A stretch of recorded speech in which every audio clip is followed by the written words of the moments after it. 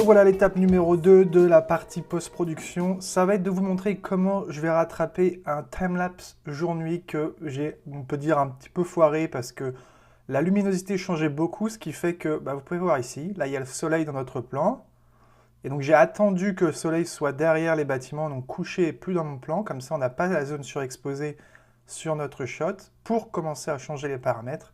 Mais on peut voir que mon premier plan est devenu très très noir très rapidement, ce qui fait qu'on a quand même un premier plan assez sombre. Mais je vais vous montrer comment le rattraper un petit peu. Il y a quand même un petit peu d'informations, donc on n'est pas désespéré. Et vous allez être surpris à quel point on peut avoir des informations dans nos ombres. On a quand même un ciel qui est bien exposé à part ça. Mais ouais, parfois ça arrive comme ça. On va utiliser AirTimelapse et Lightroom, mais je ne vais pas m'attarder sur les détails. Je vais quand même réexpliquer en gros ce que je suis en train de faire. Surtout pour les corrections de couleurs, parce que c'est un peu pour ça que je fais cette vidéo. Mais pour tout le reste, voilà, je ne vais pas m'attarder sur les détails. On a vu ça dans la vidéo numéro 1. Donc on va aller un tout petit peu plus vite que la première vidéo. On commence par créer nos images clés. Aujourd'hui, il nous en donne 14, donc c'est parfait. On va créer notre compensation de luminosité, la courbe jaune, qui est quand même assez droite déjà. On va la descendre un peu pour la centrer. Et on va la tourner pour la mettre la plus droite possible. Voilà, là on n'est pas trop mal. On est bien. Voilà, ça prend vraiment 1 minute, même pas. On sauvegarde les métadonnées sur nos fichiers RAW. On prend ça et on va sur Lightroom directement. La vue en grille dans la bibliothèque, on n'oublie pas. Dès qu'il y a le petit plus, on relâche. En haut à droite, on ajoute et on clique sur Importer. Ok, nos fichiers ont maintenant été importés sur Lightroom. On va sélectionner en bas à droite notre filtre 01 LR Timelapse 4 Keyframe. Comme ça, on va sélectionner que les photos qu'on va retoucher, qui sont sous la forme d'un vote 4 étoiles. Donc il y en a bien les 14 sélectionnés sur LR Timelapse. On va dans développement et on va corriger on va commencer la partie intéressante de ce tutoriel qui est la correction des couleurs pour essayer de rattraper ce timelapse. Donc au début on est bien jusqu'à ce que le soleil se couche, il n'y a pas vraiment de souci de luminosité, on a un beau ciel et on a quand même pas mal d'informations sur nos ombres sur notre premier plan devant avec les bâtiments et les véhicules. Donc on va commencer par une petite balance des blancs un peu plus jaune comme j'aime bien et un petit peu plus magenta. Voilà, on va commencer déjà à booster un petit peu l'exposition. Voilà, on va passer à 0,50. On ne veut pas non plus aller trop haut. On va mettre un tout petit peu de contraste. On va réduire les highlights parce que c'est ça qui est important comme on booste l'exposition. Moins 50, on est bien. Et là, les ombres et les blacks, c'est ça qui va être très important ici, qui va changer du premier timelapse quand il n'y a pas le soleil. On va commencer à booster un peu les ombres. On ne veut pas aller au maximum en général. Quand c'est une photo simple, on peut aller au maximum, ça pose pas de souci, mais comme c'est un timelapse, en général, je ne vais pas à plus de 75-80. Donc là, on va commencer tranquille à 50, c'est parfait. Les blancs, pareil, on va les booster un peu. Et pour les noirs, pour le moment, on va pouvoir contraster un peu plus en justement supprimant, en le mettant un peu plus noir. Voilà, là on est bien. La clarté, on peut y aller un petit peu aussi à 25. La vibrance de jour, j'aime bien être à 30 et à 10 en saturation. Ça nous fait des couleurs vraiment sympathiques, orangées, jaunes comme ça, tout en gardant un petit peu de bleu dans le ciel. Golden Hour, les couleurs du Golden Hour que j'aime bien.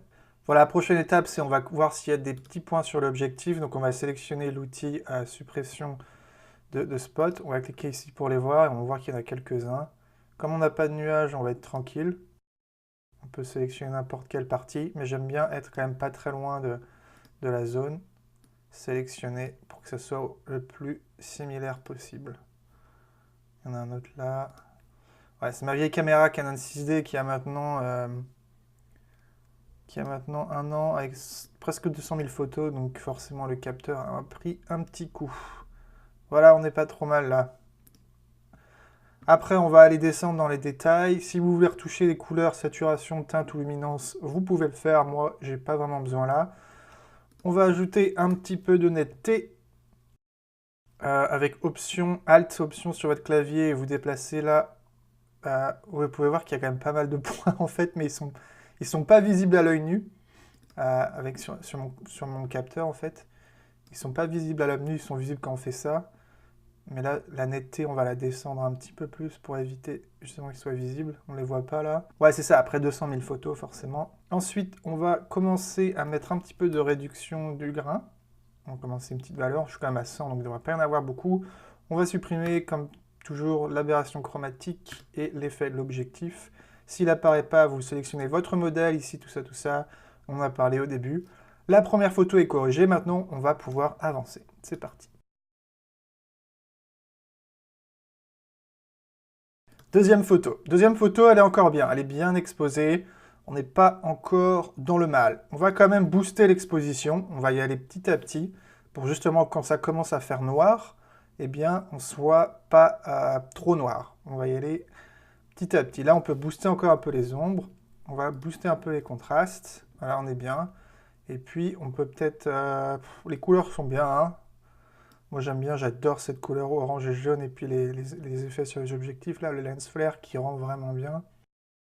Voilà. De toute façon, j'ai pas changé les paramètres encore vu que le soleil est toujours au-dessus de l'horizon. Encore une troisième photo où les paramètres n'ont pas changé. Donc là, on est vraiment dans les mêmes paramètres. On va rajouter un peu de contraste, peut-être un tout petit peu de rose, voilà, pour faire ressortir les couleurs rouges du cocher de soleil. On va booster un tout petit peu la vibrance et la saturation, voilà. Donc après, les couleurs que vous voyez sur votre écran, ça dépend de votre moniteur, forcément, parce que moi j'édite sur un moniteur et vous voyez ma vidéo sur un moniteur qui est un peu différent. Donc vous voyez peut-être pas les couleurs exactement de la même façon dont moi je les vois. Pensez à ça. On continue. Quatrième photo. Voilà, là on commence à avoir une zone qui est vraiment un peu plus sombre, vous voyez que l'original. Mais comme j'ai boosté l'exposition et les ombres, on a quand même rattrapé pas mal, d'informations sur notre premier plan. Et c'est ça qui est intéressant. Vous voyez la différence? On a quand même les jaunes qui sont un peu trop jaunes maintenant.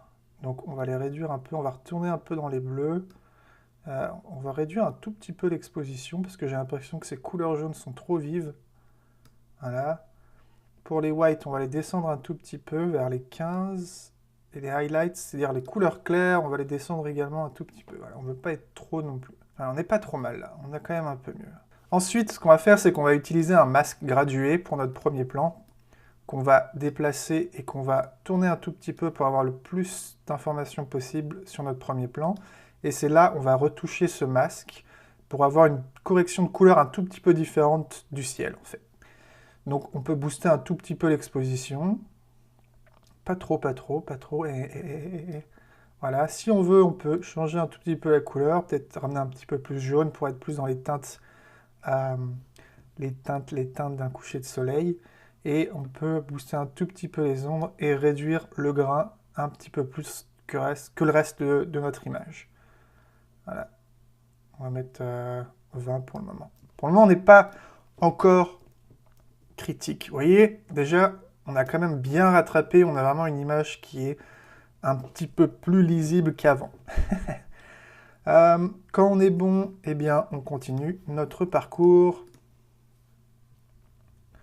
Voilà. On est à la 5e photo. Vous voyez la différence déjà. On a quand même rattrapé pas mal. On va continuer. On peut booster un tout petit peu l'exposition générale. Voilà. On va changer un tout petit peu la balance des blancs.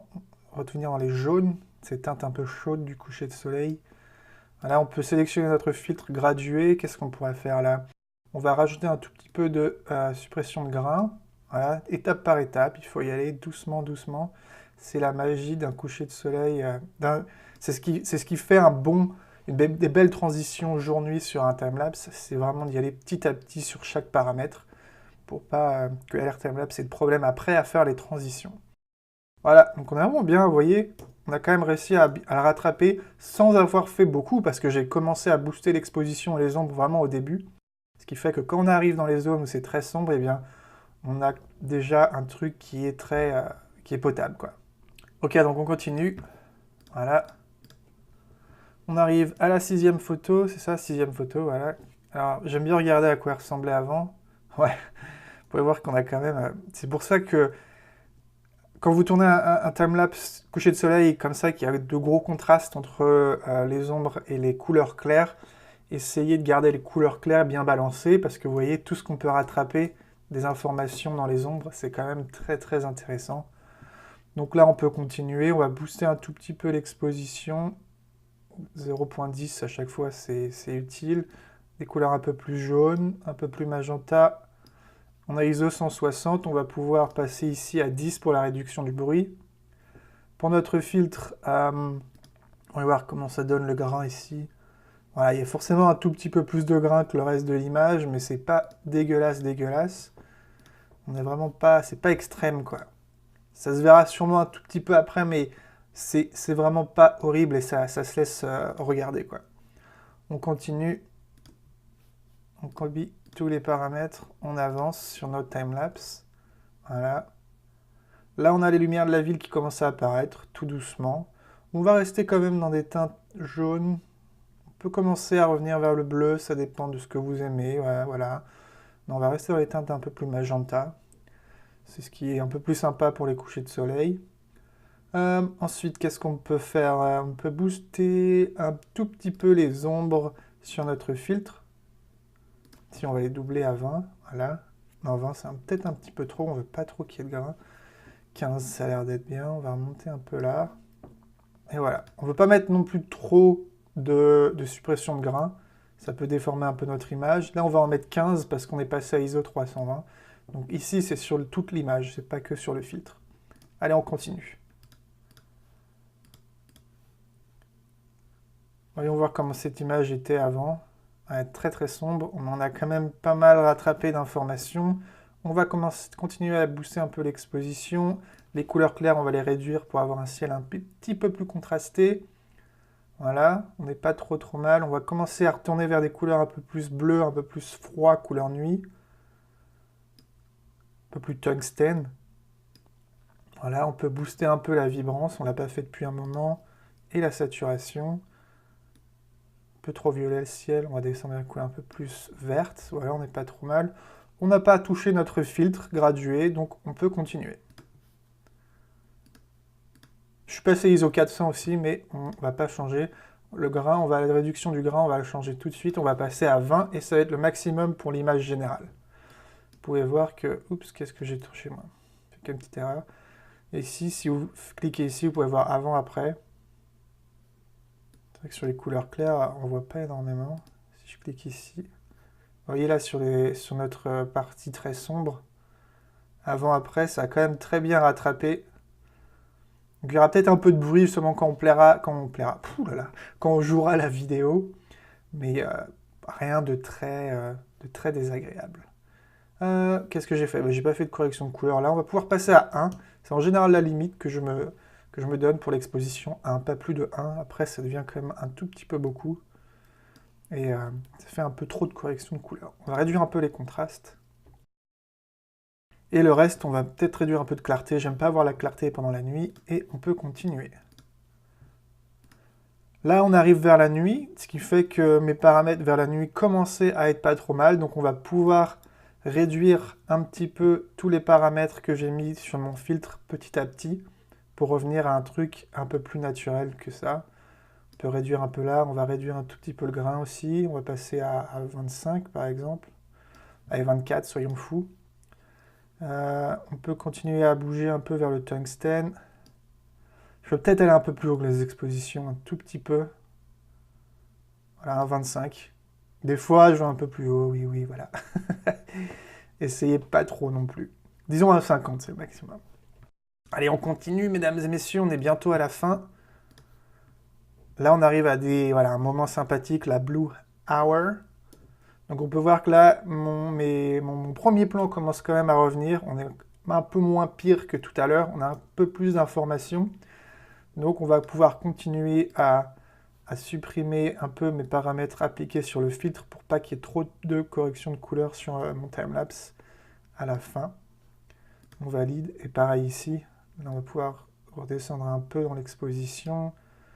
Les ombres, on va pouvoir réduire un tout petit peu les ombres également. Et les blacks, on est bien. On peut peut-être remonter un tout petit peu.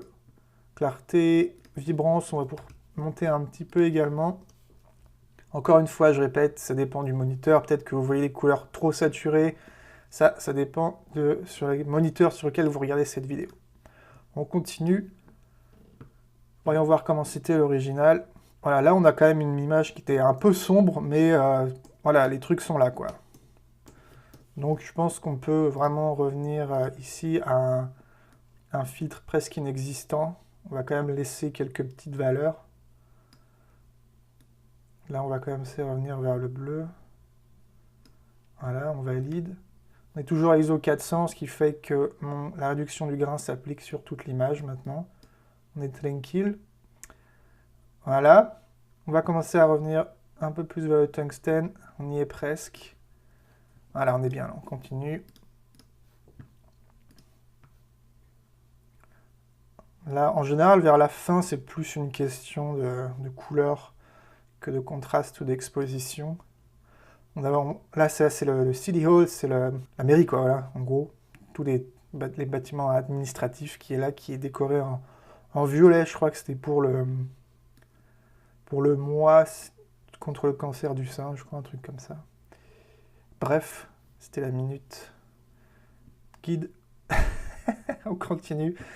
Dernière photo, on est bien. Et notre dernière photo, il y a quand même un tout petit peu de lumière du jour qui reste, mais bon, c'est pas non plus énorme. Moi, j'aime bien aller vers des teintes entre 4000 et 3002 quand il fait nuit. Avoir un truc bien froid, des couleurs qui pop, l'original. Vous voyez, vers la fin, on était bien au niveau exposition. C'était plus une question de couleur. Bon, ben on est bon, on va retourner dans la bibliothèque. On va faire un petit aperçu rapide. Voilà, si vous retournez dans la bibliothèque et que vous mettez en gros, si vous les sélectionnez et que vous avancez avec votre flèche droite, vous pouvez voir à quoi votre timelapse ressemble. Et ben écoutez, on est pas mal. On a vraiment rattrapé, si on regarde par rapport à l'original, before, after, voilà. Voilà. On va y voir qu'il y a quand même une grosse différence entre nos deux photos, qu'on a quand même bien réussi à la rattraper sans avoir trop de grains, en jouant avec l'exposition et les ombres, en y allant petit à petit, c'est-à-dire en commençant même aux premières photos, même s'il n'y avait pas énormément besoin de plus d'exposition, en y allant cran par cran, c'est vraiment tout ce qu'il va faire pour réussir un beau timelapse jour-nuit. Y aller petit à petit sur chaque paramètre. On sélectionne nos photos, on fait commande S ou métadonnées, sauvegarder les métadonnées sur les fichiers. On retourne sur Alert Timelapse. On recharge nos métadonnées sur les photos clés. Donc ouais, on peut voir que l'exposition, là, je l'ai bien boostée. On fait toutes les transitions sur chaque paramètre entre chaque photo clé, comme on a vu dans la première vidéo. Voilà, on sauvegarde toutes les métadonnées sur toutes les autres photos. Et enfin, on va créer notre extrait visuel. Donc moi, je vous retrouve tout de suite.